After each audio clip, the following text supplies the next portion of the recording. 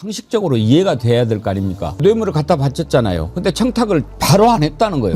그러면 이거 주면서 아 이것은 무슨 용도입니다 라고 해야 그게 뇌물이 된다는 얘기 아닙니까? 그리고 여론조사 이거 계약서를 안 썼다는 거. 그게 상식적으로 우리 나쁜 짓 하자 그러면서 계약서를 쓴다는 말이에요. 그건 오히려 불법 행위에 기초한 거니까 그 계약 자체가 무효가 되는 거 아닙니까? 맞습니다. 그런데 그걸 계약서를 안 썼으니까. 그리고 도이치모터스 수가 주작은 아, 이 공범들이 너를 공범으로 안 봤으니까 공범이 아니다. 아, 이게 말입니까? 어제 처음 시작할 때부터 한 자락을 깔더라고요. 뭐 라틴어 뭐 있죠? 인두비오 프로레오입니다. 뭔 말이에요? 의심스러울 때는 피고인의 이익으로라는 말인데요. 이 말부터가 본인은 의심스럽고 피고인의 이익으로 판단을 하겠다라는 밑자락을 깔고 있는 거죠. 저는 그 말도 그런데 거기에 이제 권력을 잃은 자 이런 표현을 쓰더라고요. 권력을 잃은 자입니까? 권력을 잃은 자도 뭐 동일하게 판단을 해야 된다. 그러면 권력이 있는 자에 대해서는 지가 어떻게 판결했습니까? 권력이 있을 때나 잃었을 때나 지금 이 판결을 보면 권력을 현재 잃었다고 볼 수 있을까요? 저는 그렇게 보이지가 않습니다. 권력을 다시 입혀주고 싶었던 건지 어떤지는 모르겠습니다만 어제 법률가로서 보시기에 우인성 재판장의 판결 뭐가 가장 큰 문제였습니까? 이 판결은 일단 결론을 무죄로 딱 정해놓고 사실 이게 논리적 정합성도 떨어집니다. 잠깐만요. 마이크 좀 차시고. 아, 예. 예. 마이크 차는 동안 제가 예. 이 판결은 무죄라는 결론을 정해놓고 기본적으로 이 판결문 내에서의 논리적 정합성도 떨어지고 그리고 첫 번째로 말씀드리고 싶은 거는 이 도이치모터 사건 같은 경우에는 기존 공범들이 대법원에서 확정 판결을 받지 않았습니까? 그때 포괄일죄로 판단받은 거를 이번에 1심에서는 포괄일죄가 아니라고 깨는 그러니까 논리적으로도 모순이 되고 같은 내용의 다른 범죄자들이 재판을 받은 대법원 판례에도 어긋나고 이거는 무엇 하나 말이 되지 않는 그야말로 무죄를 주기 위한 무죄 논리를 만들어냈다. 네, 그렇게 보여집니다. 안익을 소장님 어제 이렇게 쭉 들어보면 맨 처음부터 이렇게 풀어나가는데 아, 저 작정하고 봐주려고 마음먹었구나. 딱 그게 보이지 않았습니까? 네. 김건희를 권력을 잃은 자로 이렇게 표현한 것부터가 거슬리더라고요. 여전히 윤석열, 김건희가 감옥에 갇히긴 했어도 그들의 비호 세력과 국힘당 같은 사실상 제1야당으로 떵떵거리고 있는 거 그런 현실도 외면했고요. 그 의심스러울 때 또는 애매할 때는 피고인이 이유로 한 게 최근에 양승대 조희대 사법부에서는 어떻게 이재명, 뭐 김용, 송영길 등 누가 봐도 이건 법률 전문가들 봐도 굉장히 헷갈린다. 이렇게 보면 이럴 것 같고 저렇게 보면 저런 것 같고 이게 기억의 문제인데 이건 다 그때 사람들이 애매할 때나 의심스러울 때는 피고인이라고 호소 또 호소를 했는데 그때는 그런 이야기도 안 하고 그냥 다 짓밟고 그냥 정치검찰이 기소한 대로 유죄 이렇게 온 거잖아요. 수십 가지 사건을. 근데 여기서만 딱 그 이야기를 꺼낼 때 저는 그때 소름 끼치더라. 아, 오늘 이거 느낌 안 좋다. 그리고 앞부분에 먼저 의심되는 대목은 있습니다. 이렇게. 네. 그런데 의심되는 대목이 도이치모터스 다 그게 주가 조작으로 실제로 대법원까지 인정된 내용이고 일반인이 봤을 때 아 이거 김건희가 그 의심되는 대목 자체가 예를 들어서 40%나 이익금을 나누기로 한 부분은 의심이 된다. 그러나 의심은 되지만 유죄에 확신은 들지 않는다. 이렇게 해가지고 무죄를 딱 때리는데 저도 그렇게 느꼈습니다. 아 검찰의 기소나 우리 국민들의 분노 특검의 기소나 국민들의 분노를 감안해서 본인이 보기에도 이런 점들은 조금 부적절해 보였는데 그러나 결정적인 공동정범에 대해서는 공동의 가공행위가 있어야 된다는데 아니 주가 조작에서 김건희가 주가 조작의 전문가가 아니잖아요. 일종의 맡겨서 주가 조작을 한 자잖아요. 그래서 본인도 방조는 비슷하게 한 것 같다고 했으면 사실 주가 조작이라는 것은 그 주가에 뛰어든 사람이 선수가 아니고서는요 공동 가공에 적극적으로 뛰어들 수가 없죠. 그냥 그래 이렇게 그래 알았어 정도면 그게 공범인 거지. 주가 조작에서 막 진두지휘하고 주가 조작해라고 시키고 이게 공범의 요건은 아니거든요. 일단 논리적으로 말도 안 되는 것들은 이따가 차차 네. 짚어보도록 하겠습니다. 왜냐하면 우리가 어제도 조상원 서울중앙지검 4차장 그 무혐의 판결을 무혐의 발표하는 거 들었지만 그때는 이렇게 시세 조정 인식도 못했다라고 무혐의 이유를 밝혔어요. 그런데 어제 재판에서는 자신의 자금이 시세 조정 행위에 동원됐음을 인식하고 용인했다고 볼 여지가 있다라고 하면서도 네. 무죄를 선고를 해요. 그리고 또 뭐 짚어보겠지만 명태균 여론조사 관련해서는 계약서를 안 썼다. 아니 그런 짓을 하면서 계약서를 쓰는 사람이 어디 있어요. 이걸 말이 된다고 생각하십니까? 자, 이건 좀 이따 짚어보기로 하고. 윤경호 소장님, 저는요 좀 그 전날부터 수상했어요. 이자가 우인성 판사가 재판을 지금 공개하기로 돼 있지 않습니까? 공개 결정을 정말 망설였어요. 주저했죠. 주저했어요. 네, 시간을 질질 끌었죠. 거기서부터 그랬죠. 오늘 아침 어느 신문의 제목이 납득이 가십니까? 이거였거든요. 예. 그러니까 이런 법조 그다음에 법률 전문가들이 볼 때는 검찰이 특검이 기소를 한 그 죄, 그 법 위반 그게 해당 사항이 있느냐 없느냐 만약에 이것만을 따졌는지 모르겠는데요. 저 같은 일반인들이 볼 때는 상식을 가진 사람들이 볼 때는 보통 사람들이 그래도 납득이 돼야 되잖아요. 근데 이게 납득이 됩니까? 그러니까 말씀하셨지만 자본시장법이라고 하는 법 위반, 주가 조작을 했다고 하는 그 짓에 대해서 정황은 인식을 하고 있었고 또 하나 이익까지 취했는데도 무죄.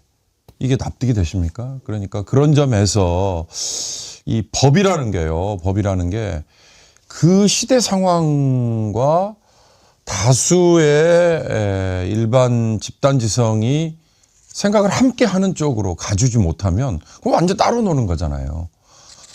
오로지 이 앞만 보고 달리는 말 또는 뭐 당나귀한테 앞에 홍당무 하나 달아놓고 그것만 보고 달려가게 하고 딱 그 정해진 그 선에서 벗어나야 법 위반이고 벗어나지 않으면 법 위반이 아닌 이런 식의 법 해석, 이런 식의 판결, 이게 어저께 나온 우인성 판사의 재판이었다 저는 그렇게 봤습니다. 저는 어제 쭉 들으면서 왜 마지막에 양형을 이렇게 최종 주문을 선고하기 전에 막 어떤 불안함이 들었냐면 뭐야 저렇게 계속 무죄하고 이것도 딸랑 얼마 받은 것만 이렇게 하고 야 저거 저러다가 징역 1년에 집행유예 뭐 2년 이렇게 선고하는 거는 아닌가? 그런 걱정도 들더라고요. 맞습니다. 저도 계속 무죄 나오다가 샤넬백 한 개는 또 무죄. 그다음에 다른 샤넬백은 유죄. 그러면 그라프 목걸이도 유죄. 이건 뭐 집행유예다. 이건 무조건 풀어주려고 하는 건데 그 불안감 때문에 정말 와 소름이 끼쳤는데 최종적으로는 유죄 징역 1년 8개월. 1년 8개월이라는 것도 굉장히 의문입니다. 권성동은 징역 2년인데 김건희는 또 1년 8개월이고 게다가 추징금도 뭐 200만 원 얼마 상당을 했는데 그래프 목걸이만 압수하고요. 그 샤넬백 하나 제출된 거는 압수 대상도 아닙니다. 몰수 대상도 아닙니다. 이게 무슨 어떻게 국민들이 납득할 수가 있겠습니까? 그런데 지금 이렇게 우인성 판사가 1년 8개월 선고하고 일단 집행유예는 아니지만 네. 이제 뭐 항소했지만 아이고 이렇게 뭐 봐주시는 김에 보석도 해주시면 안 될까요? 이렇게 나올 것 같은데 보석 허가해버리면 어떻게 되죠? 그건 항소심에서 네. 결정할 사안이기 때문에 이제 1심 선고가 끝났고 이제 항소심으로 이제는 우인성이 이제 손 떠난 겁니까? 예, 그렇습니다. 보석 신청해도 우인성한테는 안 되는 네, 겁니까? 그렇습니다. 우인성한테는 가지 않습니다. 그나마 이제 집행유예를 안 하. 저도 이건 집행유예 각인다 하면서 딱 얼마나 그렇게 들리더라고요. 너무 기가 막혀가지고 그나마 다행인 건 여러분 이제 특검이 집행유예는 아니라는 거. 근데 항소심에서 보통 1년 8개월형이면요. 항소심에 가진 이유를 해서 보석 신청을 할 겁니다. 그럼 항소심 재판부가 만약에 아주 심각하거나 윤석열 김건희의 바운더리 있거나 그런 카르텔이 있으면 보석을 허가해 줄 가능성이 높습니다. 이 부분에 대해서 우리가 감시 견제를 제대로 해야 되고요. 나머지 또 기소가 추가로 되어 있다는 거. 이제 이 부분은 우리가 이제 주목해서 봐야 되지만 우인성 정말 아니 세상에 주가 조작하는 게 시세 조종을 인식했고 그다음 또 주가 조작 유죄라고 볼 수밖에 없는 대목을 본인이 이야기를 해요. 전화를 하면서 아무 죄가 없으면 아무 문제가 없으면 전혀 신경 쓰지 않을 통화를 하고 신경을 많이 쓰는 듯한 통화를 이게 지금 주가 조작 상태라는 걸 알고 있는 공범인 거죠.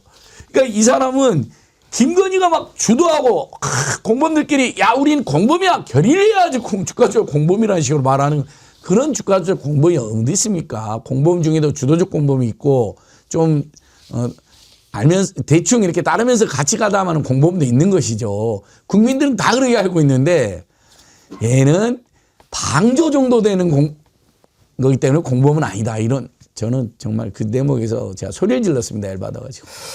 이은주님, 쪼매난 냉장고에 거대한 코끼리 꾸역꾸역 밀어넣느라 땀 삐질삐질 흘리는 우인성 판사 참 가관이었습니다. 가짜났습니다. 딱 그 느낌이죠. 구체적인 법 적용 논리 이것은 좀 이따 보기로 하고 저는 가장 가짜났던 게 그 부분입니다. 맨 마지막에 주문을 선고하기 전에 뭐 이러이러한 이유로 뭐 이제 뭐 봐준다.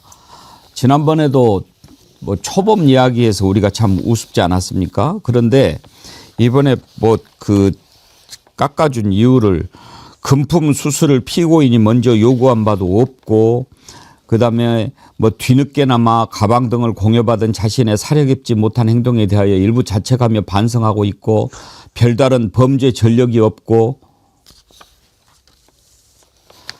이게요. 그러니까 법적인 논리나 이런 거를 떠나서 한번 생각을 해 보십시오. 이 역사와 어떤 현실을 보는 인식의 거대한 차이인 것입니다. 이중관 부장판사 얘기를 자주 할 수밖에 없습니다. 자, 네가 아무리 그렇다고 이야기하지만 한덕수 선고 때요. 뭐 경도 인지 장애도 있고 뭐 또 뭐 공직도 했고 그렇다고 하지만 네가 저지른 죄는 정말 국민을 배신한 거다. 이게 인식이고 양심인 겁니다. 그러면 김건희는 어떤 죄를 저질렀습니까? 지금 모든 국민들이 그간의 과정을 통해서 수사하기 전부터 김건희가 나라를 어떻게 농단했는지 우리가 다 알고 있지 않습니까? 그런데 그런 것을 보지를 못하고 눈이 가려져 가지고 여기에 집착해서 뭐 이러한 걸 보니 참 뭐 사실은 완전 다 무죄 주고 싶은데 뭐 그럴 수는 없고 다 그거 아닙니까? 에? 마지막에 무슨 뭐 공자 말씀을 하면서 뭐 거미 불로 뭐라고 했었고 그러던데 사자성어는 꽤나 읊어댑디다. 거미불루 화이불치. 그러니까 검소하지만 비루하지 않고 또 화려하지만 사치스럽지 않게 이제 이런 의미더라고요. 저는 사자성어를 어디서 봤느냐면 유홍준 선생이 그 우리 서울에 있는 조선 궁궐들을 쭉 설명을 하시는 책에서 이 조선 궁궐의 여러 이 건축미에 바로 그런 정신이 담겨 있다라는 그 대목을 읽고 야 이게 참 멋있는 말이구나 했는데 어저께 그 우인성이라는 판사가 이 말을 쓰길래 이게 도대체 이게 적절한 표현인가 이런 생각이 들어서요. 그 아까 저는 앵커께서 곡학아세라는 표현을 오히려 쓰셨어요. 이 얼치기 지식기술자가 또 법기술자가 이게 법비라고 그러잖아요. 법 도둑질을 하는 자들. 그럼 뭐 검사도 마찬가지고 판사도 마찬가지죠. 딱 그 정해진 테두리 내에서만 이거는 법 위반이 아닙니다. 그러니까 무죄입니다. 이런 논리 이게 얼마나 유치한가를 잘 보여준 거예요. 어제 사자성어로 시작해서 사자성어로 끝냈지요. 맨 앞에 뭐라고 그랬죠? 뭐 저는 저도 사자성어 꽤나 많이 안다고 생각하는데 맨 앞에 형무 뭐예요? 한번 좀 띄워봐 주실래요? 무엇이 어쩌고 저쩌고 한번 띄워봐 주세요.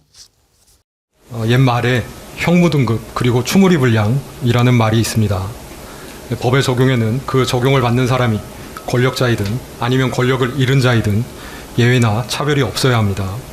마찬가지로 무죄 추정의 원칙이나 인 두비오 프로레오, 즉 불분명할 때에는 피고인의 이익으로와 같은 법의 일반 원칙도 피고인이 권력자라 하여 혹은 권력을 잃은 자라 하여 다르게 나누어 적용될 수 없습니다. 그것이 공정한 재판의 전제일 것입니다.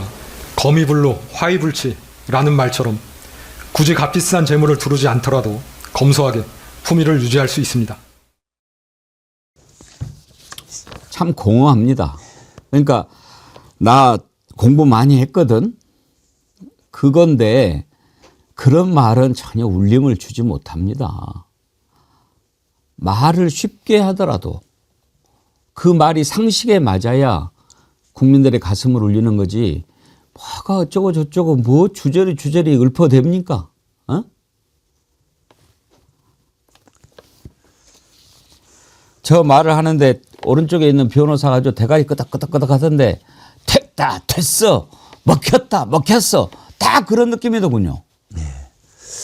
그리고 이 판사 보니까 뭔가 본인도 뭔가 이렇게 석연치 않았던지 물을 자주 먹더라고요. 저는 그냥 집중해서 봤거든요. 판사의 말투, 행동 이런 것도 다 물을 자주 드시고 약 이렇게 여기저기 쳐다도 보고 굉장히 본인도 이 판결이 좀 문제가 될 수 있겠다라는 걸 인식한 건 아닌가 싶습니다. 뭐 근데 시민사회단체도 지금 난리가 났습니다. 뭐 참여연대, 민변, 뭐 여러 시민단체를 또 희대의 최악의 판결이다 이렇게 지금 규탄하고 나서는데요.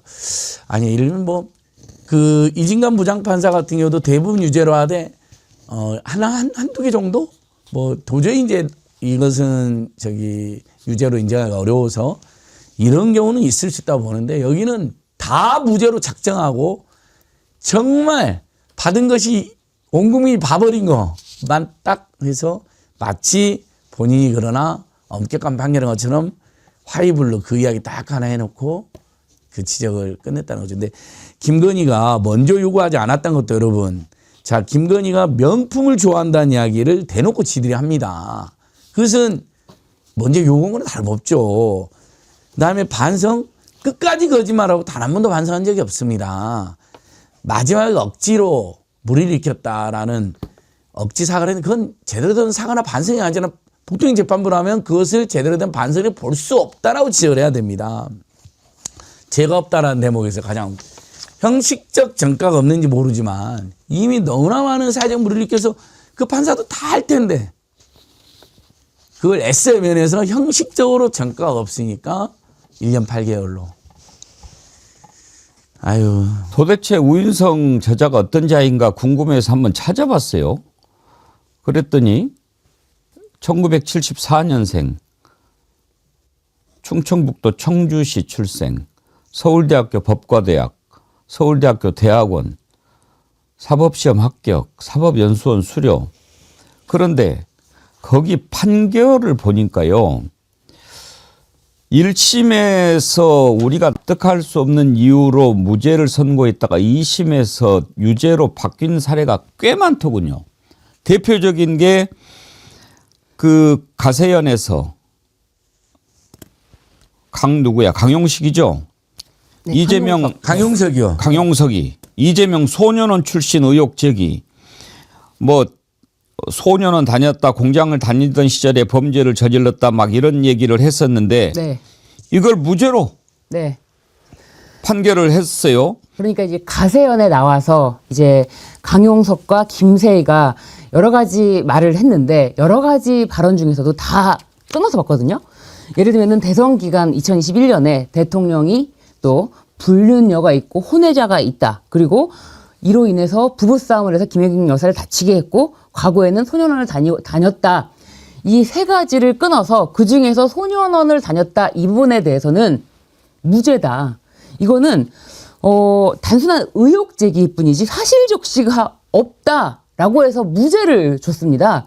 그런데 이 부분에서 다시 이제 항소심에서 2심 재판부에서는 이 부분을 다시 유죄로 보면서 1심 그 우인성 판사가 줬던 그 벌금 1,000만 원을 징역 1년에 집행유예 2년으로 징역형으로 선고를 한 거죠. 그때도 뭐 이 대통령에게 좋지 않은 행적이 있다는 암시 내지 범죄 전력에 대한 의혹 제기일 뿐 구체적 사실 적시가 있다고 평가하기 어렵다. 이렇게 판단을 했더라고요. 네, 맞습니다. 그러니까 본인이 판단할 때는 이거는 어디까지나 의혹 제기일 뿐이고 이런 의혹 제기는 뭐 할 수 있는 말의 범주에 속하고 구체적으로 뭐 사실을 적시한 게 아니니까 허위 사실을 적시해야 이거는 명예훼손의 범주에 포함이 되는데 이건 아니다. 단순한 의혹 제기다라고 해서 이것도 무죄를 줘야겠다라고 결심하지 않고서는 쓸 수 없는 부분입니다. 그리고 또 어떤 사례가 있냐면 강남의 그 의대생 살인 사건이 있지 않습니까? 네. 그때도 뭐 살인 혐의는 인정을 하면서도 뭐 여러 가지 뭐 정신적으로도 좀 문제가 있어 보이고 뭐 잘못을 인정하고 반성하고 사회적 유대 관계가 분명하고 뭐 이런 것을 봤을 때 뭐 여러 가지 뭐 봐줄만 하다라고 하면서 전자장치 부착 명령도 안 하고 이런 식으로 또 판결을 했더라고요. 네. 그 아주 마음이 판결에서는 뭐 수능 만점인가 뭐 최우수 성적을 받은 것도 언급해서 당시에도 문제가 됐었거든요. 그러니까 이 소년원 부분은 그냥 넘어갈 수 없는 게 이 지난 대선 때 이재명에 대한 가장 큰 음해가 소년원 왔다 갔다는 겁니다. 그냥 그것도 소년원이 아니라 강간살인 뭐 죄로 이렇게 몰아갔던 거거든요. 그것은 이 가로세로 용수뿐만 아니라 그자들이 일관되게 그 이야기를 해갖고 그게 인구에 해자될 정도고 극우 유튜브사에서는 엄청나게 돌렸는데 다음 이것은 그냥 공익적 차원의 의혹적이 아니라는 건 자기가 판사하면 너무나 잘하는 거죠. 이 사건도요. 이런저런 이유로 다 해가지고 봐줄 것 봐주고 살인을 했는데도 징역 26년을 선고를 했어요. 근데 항소심에서 징역 30년을 선고합니다. 대체로 항소심에서는 낮춰주잖아요. 그렇죠. 네. 그런데 26년을 1심에서 선고하고 항소심에서 30년을 올려치기 한 거예요. 게다가 또 사건 중에 하나는 이 장영하 변호사라는 사람이 이재명 대통령이 조폭으로부터 현금을 받았다라고 하면서 그 당시에 뭐 박철민 씨라는 자가 뭐 사진, 현금 다발 사진을 찍어서 막 올리고 이것에 대해서 장영하 변호사가 조폭으로부터 뇌물을 받았다라는 취지의 기자회견을 통해서 공표를 했습니다.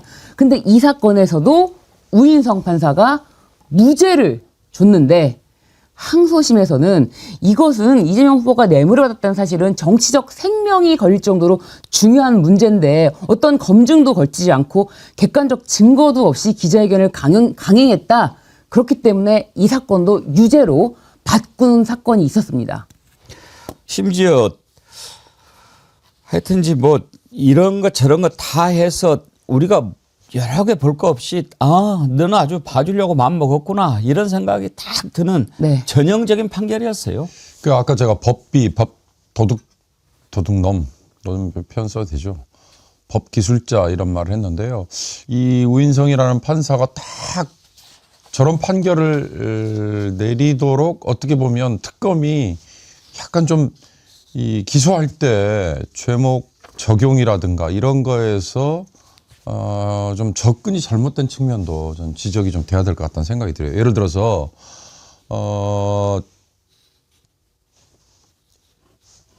통일교회 금품 수수 관련해 가지고 특가법상 알선수재만 적용을 하면서 샤넬백 하나는 뭐 통상적으로 제공되는 거 그리고 나머지 하나는 유죄라고 하면서 그 부분만 뭔가 이 알선수재에 해당이 되는 것처럼 이런 해석이 가능하도록 기소가 된 거. 차라리 이러지 말고요. 이 자체도 대가성이라는 게 얼마나 입증이 가능했겠습니까? 그렇다면 차라리 뇌물죄로 적용이 됐다면 우인성이 이런 판결을 과연 내릴 수 있었을까? 명태균의 여론조사 역시 마찬가지죠. 김영선에 대한 공천 여부. 그 윤상현이 운운하면서 했던 얘기가 녹취까지 그대로 돼 있잖아요. 그런 것들이 과연 증거로서 왜 될까? 이런 걸 감안하면 특검이 차라리 뇌물죄를 적용해서 기소를 했으면도 우인성이 과연 이런 앞뒤도 안 맞는 이런 판결을 내렸을까? 저는 그런 생각을 좀 해봤습니다. 사실 이제 특검에 대해서도 여러 가지 지적할 부분이 많이 있습니다. 과연 기소를 제대로 했는가, 증거는 제대로 찾아냈는가 하는 부분들도 있는데, 자 먼저 어제 네. 말도 말도 안 되는 판결에 대해서 하나하나 짚어보지요. 도이치 주가 조작 무죄를 선고했는데 그때 공동정범이라고는 볼 수가 없다. 이렇게 판시를 했어요. 그 부분 먼저 들어보죠. 피고인은 미필적으로나마 자신의 자금이나 주식이 시세 조정 행위에 동원될 수 있음을 인식하면서도 이를 용인하였다고 볼 여지가 없지 않습니다. 시세 조정 세력이 피고인을 공동정범으로 여기며 함께 범행을 수행하려는 의사가 있었다고 보이지 않습니다. 이 사건에서 방조의 성립 여부는 공방의 대상이 아니었기 때문에 방조의 성립 여부에 관하여는 더 나아가 판단하지 아니합니다. 자, 이제 그 말도 안 되는 논리를 따지기 전에 저 부분도 봅시다. 만약에 특검이 방조로 그러면 기소를 했다면 그 부분은 유죄 판결을 했을 건데 아예 이건 기소를 안 했으니까.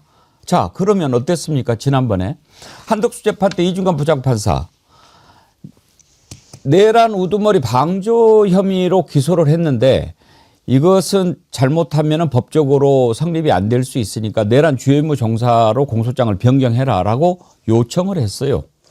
그러니까 처벌의 의지가 있었던 거죠. 이건 정말 잘못된 거다. 그러면 지가 봤을 때 이건 방조로 하면 몰라도 이걸로는 성립이 어렵겠는데라면 공소장 변경을 요청해야죠. 하지 않았잖아요. 봐주려고 하는 마음이 처음부터 있었다는 겁니다. 그리고 맨 앞에 미필적이었을지 모르는데 이렇게 또 여기서도 한 자락을 깔아요.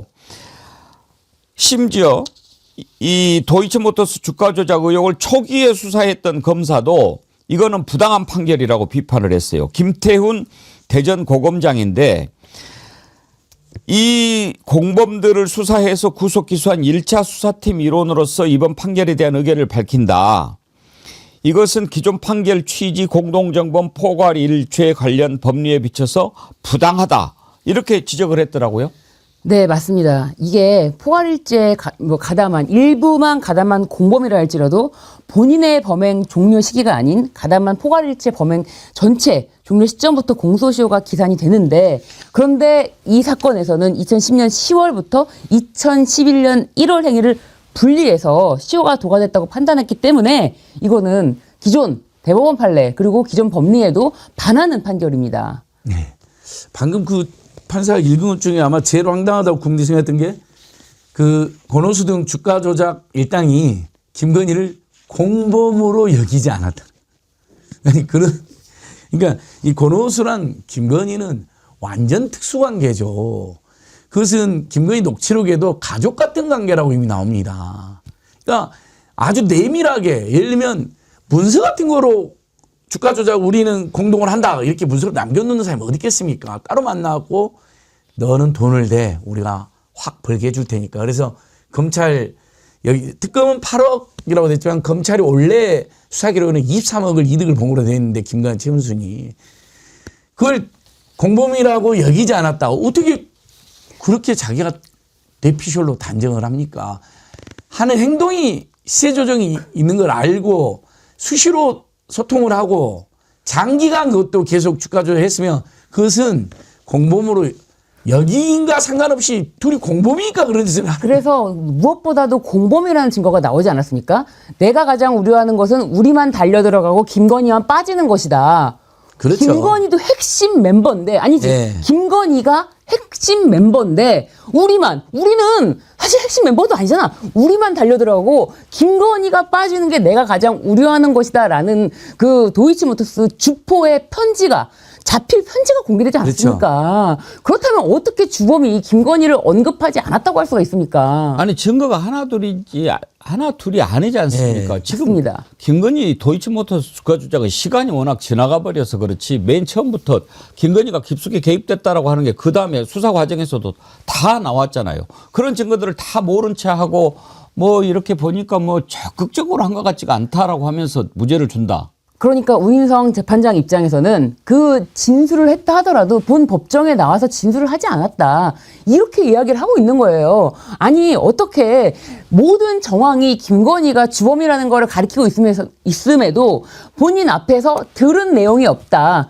그런 거를 핑계로 여기를 무죄로 줄 수가 있는지 이거는 도저히 납득할 수가 없는 게 또 한 가지가 이제 공동 정범에 대해서 판단할 때 공동 정범이라는 거는 여러 명 2인 이상의 행위가 결합돼서 범죄를 저지르는 것인데 이 2인 이상의 행위는 결합이 되는데 어느 정도 의사가 있는지 이 공동 가곡의 의사는요.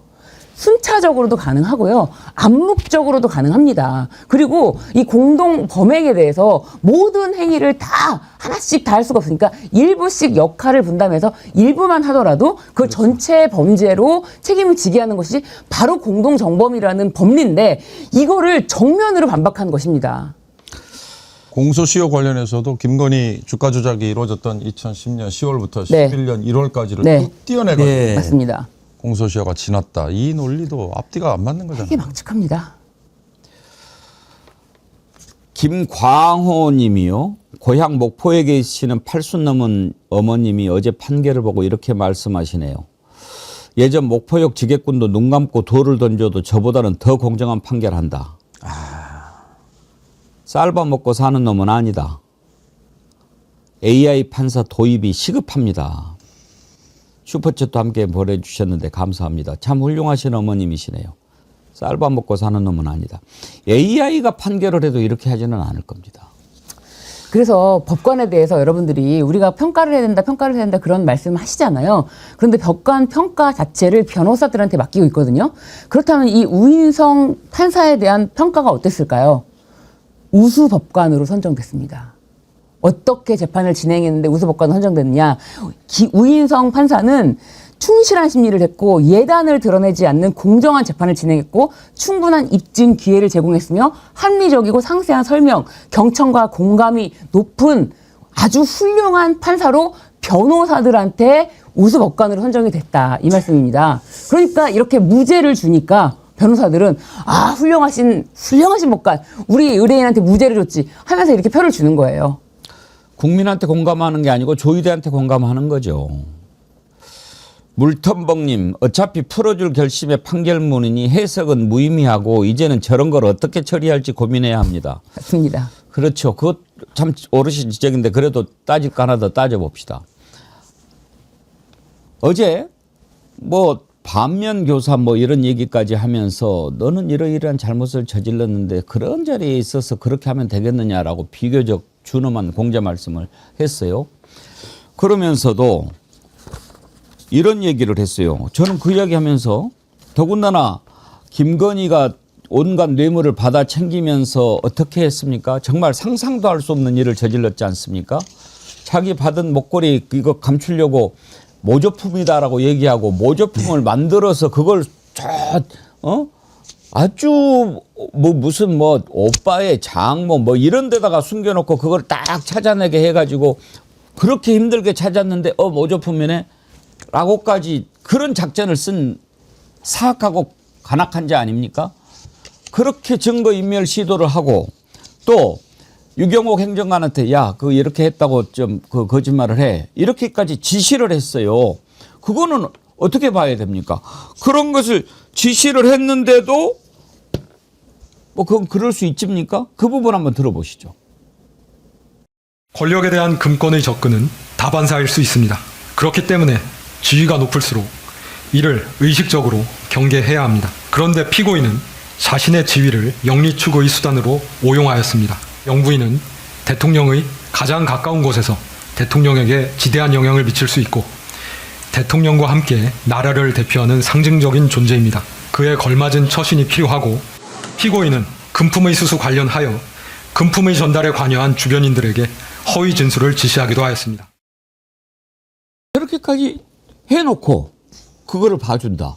이건 좀 앞뒤가 안 맞아도 한참 안 맞잖아요. 이미 내려져 있는 판결, 특히 대법원까지도 확정된 판결의 법리를 인용하는 것조차도 앞뒤가 안 맞는 거인데 저렇게 영부인으로서 처신에 대한 문제를 지적을 해놓고도 그러나 초범이고 어쩌고 저쩌고 직접 요구하지 않았고라는 궁색한 또 봐주기 논리가 뒤에 갖다 인용이 되니까요. 이게 도대체 앞뒤가 맞지 않는 건데 제가 아까 처음에 말씀드린 것처럼 법관의 판결이라는 게 단순히 법 해석만으로만 그 상황에, 그 시점에, 그 사건에 대해서 적용이 될 수 있는 거냐. 일반인들이 상식을 가지고 그걸 납득하고 수용하지 못하면 그건 따로 노는 거고요. 따로 노는 거 이전에 역사에 오히려 반대로 가는 거죠. 그건 두고두고 치욕이 될 겁니다.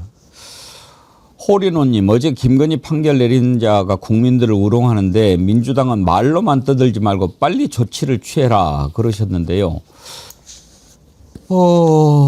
지금 이제 내란 전담 재판부 설치되지만 일단 특검에 대해서 얘기를 하지 않을 수가 없습니다. 정말 제대로 수사를 했는가, 그리고 기소는 제대로 했는가, 이 부분을 신윤진 변호사님 어떻게 평가하십니까? 기소가 제대로 됐다라고 보기는 많이 어려운 점이 있었고, 사실 특검 수사 단계에서는 특검 수사의 동력을 잃지 않게 하기 위해서 특검을 나서서 제대로 비판하지 못했던 점을 저도 인정합니다. 지금 우리 임경호 소장님께서도 지적해 주셨지만 사실 통일교에게 준 가방과 목걸이, 그리고 명태균으로부터 제공받았던 그 여론조사, 이 건으로 인해서 공천을 준 것, 이거는 너무나 명백하게 뇌물죄입니다. 모두 샤넬백을 뇌물로 보지, 이 뇌물로 보지 않고는 말이 안 돼. 선물로 봅니까? 아, 샤넬백, 그 뇌물 어떻게 됐대? 라고 생각하지. 그 샤넬백 선물은 그건 어떻게 됐나? 이렇게 생각 안 하시지 않습니까? 뇌물로서 가장 입증하기 어려운 것이, 김건희는 공무원 신분이 아닌데 공무원 신분인 윤석열과 둘이서 어떻게 같은 사안을 두고 공모를 했지? 이게 입증하기가 가장 어려운 부분인데, 김영선이 공천을 해줘라 라고 윤석열이 육성으로 목소리가 나오지 않았습니까? 그리고 또 김건희가 바로 이어서 당선인이 미르라고 했어요. 당선인 신분 팔지 말고 핑계대지 말고 미르라고 했어요. 서로 간에 의사 연락이 상호 간에 윤석열, 김건희 상호 연락 하에 김영선이를 공천하는데 한 몸이 돼서 행위를 했어요. 그럼 이거는 어디까지나 뇌물죄입니다. 이거를 어떻게 알선수재죄로 기소를 했는지 도저히 납득할 수가 없습니다, 이 부분은. 주가 조작도 이제 방조로 기소를 했다면 어떻게 될지 모르겠지만, 저는 그나마 어제 보면서 아이고 다행이다 싶은 게요. 우리가 저건 알선수재가 아니라 뇌물죄로 기소를 해야 맞습니다. 된다고 막 그랬잖아요. 네. 만약에 뇌물죄로 기소를 했으면 전 혐의 다 무죄 나올 뻔했어요. 맞습니다.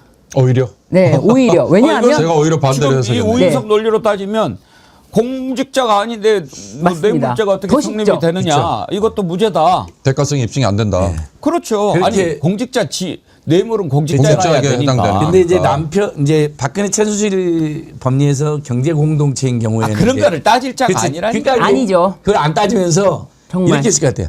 윤석열은 이런 사실을 몰랐을 것으로 보입니다. 아니 저는 제일 또 기겁한 게, 와, 김영선의 공천은 국민의힘당의 시스템에 의한 공천으로 보입니다. 이 표현이에요. 공천심사위원회에서 결정했다. 그렇기 때문에 그것을 이거는 배척하는 논리로 예. 거기서 아마 사람들이 국힘당 당원은 아니겠지만 국힘당이라 한 패인가라는 생각이 확 들었어요. 아니 천하가 알고 국민의힘에서도 그게 문제가 됐는데, 와, 윤석열이 김영선 해줘라고 그랬는데 그걸 지금 온 국민 수십 번씩은 들었을 텐데, 명태균은 그걸 때문에 황금폰이라 본인 입으로 이야기를 했는데, 그런데 진짜 앵커님 지적하신 대로 뇌물죄로 기소 안 한 특검을 우리가 잘못을 지적을 하고 있는데, 뇌물죄로 기소를 했다? 그러면 더 쉽게 판결문 쓰기가 이렇게 쉽네 라고 하면서 바로 다 완전히 무죄다라고 했을 겁니다. 그렇죠. 민간인이니까 뇌물이 아니고 윤석열과 경제공동체 통정이 있어야 되는데 윤석열은 몰랐을 거로 보인다고 또 자기들 피셜로 하면 완전 무죄가 돼버리는 거죠. 아무리 우리 국민들이 법을 몰라도 상식적으로 이해가 돼야 될 거 아닙니까? 논리적으로 이해가 안 되는 거 딱 세 가지만 제가 짚어볼까요? 뇌물을 갖다 바쳤잖아요. 근데 청탁을 바로 안 했다는 거예요. 그러면 이거 주면서 이것은 무슨 용도입니다라고 해야 그게 뇌물이 된다는 얘기 아닙니까? 그리고 여론조사, 계약서를 안 썼다는 거. 그게 상식적으로 네. 우리 나쁜 짓 하자 그러면서 계약서를 쓴다는 말이에요. 그건 오히려 불법 행위에 기초한 거니까 그 계약 자체가 무효가 되는 거 아닙니까? 네. 맞습니다. 그런데 그걸 계약서를 안 썼으니까. 그리고 도이치모터스 수가 주작은 이 공범들이 너를 공범으로 안 봤으니까 공범이 아니다. 아 이게 말입니까? 그 공범 논리도 똑같아요. 앵커님 말씀. 야 오늘 우리 지금부터 공범이다라고 서로 결의하지 않으면 공범이 아닌 거예요. 계약서 안 쓴 거랑 똑같아요. 뇌물 하나에 청탁 하나 그게 가장 일뇌물 일청탁해야 네, 된다라는 뇌물 얘기 하나에 아니에요. 반드시 청탁 하나. 자 이제 항소심을 하게 될 텐데 네. 저 어떻게 기소를 다시 해야 될까요? 아니면은 그냥 해도 이런 말도 안 되는 판결은 그냥 뒤집어질까요?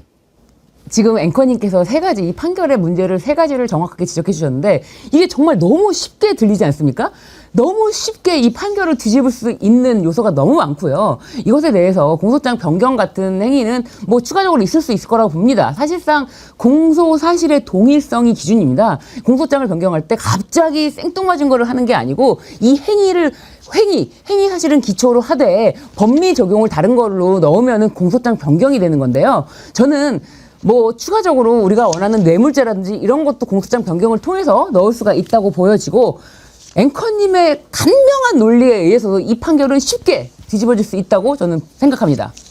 정말 저런 판사들을 보고 살아야 된다는 게 참 한심합니다. 어? 우리가 헌법과 법률 그리고 양심 그 이야기를 하지 않습니까? 도대체 양심이 있는가? 참 납득이 안 갑니다. 납득이 안 가요. 뭐 특검이 항소한다고 입장은 냈는데 단촐한 문서로 냈거든요. 저는 요 정도면 안 그래도 우리가 김건희 특검, 레드란 특검이 아쉬운 점도 많고 이제 최근에 제가 비판도 많이 하고 있는데 이 정도면 최소한 특검의 수사 검사들이 우인성 판사의 판결이 뭐가 문제인지 국민들에게 알기 쉽게 조목조목 반박은 해줘야 됩니다. 물론 항소해서 다 하겠지만 너무 어이없는 판결이 나왔거든요. 이런 건 보통 이런 경우에는 가끔 기자회견도 합니다. 검찰도 너무 어이없는 판결을 할 때는 본인들이 가지고 있는 증거를 다시 한번 국민에 제시하면 이랬는데도 어떻게 무죄가 나오냐고. 특검이 그냥 입장 안 하면 아싸 딸랑 항소한다고 이렇게 하면 오해받습니다. 특검도. 저는 또 하나 걱정되는 게 있어요. 이중관 부장판사 판결을 보고 깨갱했던 지기현이가 우인성 판결을 보고 다시 용기 낼까 봐. 난 지금 그게 걱정됩니다. 맞습니다. 저도 그게 걱정이 너무나 되고요. 또 무엇보다도 그 이진관 판사에 대한 이진관 판사는 그러므로 뭐 공격의 대상이다라고 해서 아까 말씀드렸던 그런 법관 평가를 할 때도 이진관 판사는 무조건 최하위를 주고 뭐 지기현 재판장이라든지 우인성 재판장 계속해서 최고점을 줄 겁니다. 그런 평가도 정말 굉장히 잘못됐고 편향됐다는 거 여러분들이 계속 인식해 주셔야 됩니다. 최근에 또 어젠가요? 또 변호사협회에서 또 이렇게 우수 법관을 선정했다고 하는데 이것도 말도 안 되는 거다. 그들만의 논리고 이 뭐 무죄 주면은 좋은 판사님, 유죄 주면은 나쁜 판사님 이런 식으로 되는 거다. 그런 것도 한 가지 더 추가로 말씀드립니다. 예, 자원 이제 특검이 항소심에서는 조금 더 증거도 보강하고 그리고 또 기소도 좀 변경하고 그리고 이제 2차 특검 지금 또 김건희 재판 이거 하나만 있는 건 아니죠? 그렇죠. 맞습니다. 김건희 추가로. 예. 서희건설 거기도 지금 뇌물로는 안 돼 있는데 서희건설 그렇죠. 건도 기소되어 있고요. 그다음에 통일교 등 통정에서 당원 가입한 행위도 기소되어 있습니다. 근데 더 있죠. 앞으로 서울 양평고속도로라든 양평고속도로 예, 있고 주가 조작 또 이완 화백 그림도 있고 예. 그 이제 포괄적인 매관 매직, 예. 네. 인사 개입과 청탁 이배용 둘러싼 그러니까 이배용까지는 기소가 됐을 겁니다. 근데 3부토원 주가 조작, 엘바이오틱 주가 조작 이 부분도 지금 기소가 안 돼 안 돼 있거든요. 있죠. 그래서 2차 특검 정말 배로도 열심히 아니 뛰어야 2차 됩니다. 특검 말고